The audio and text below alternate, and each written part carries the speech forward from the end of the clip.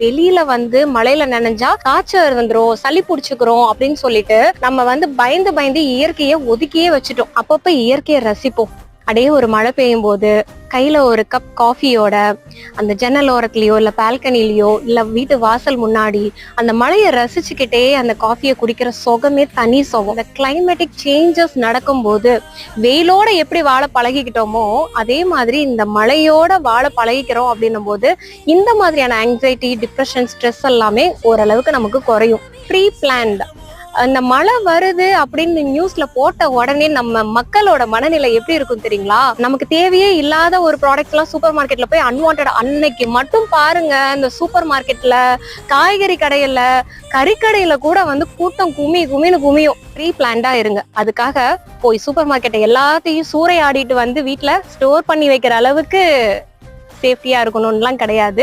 just இந்த மழை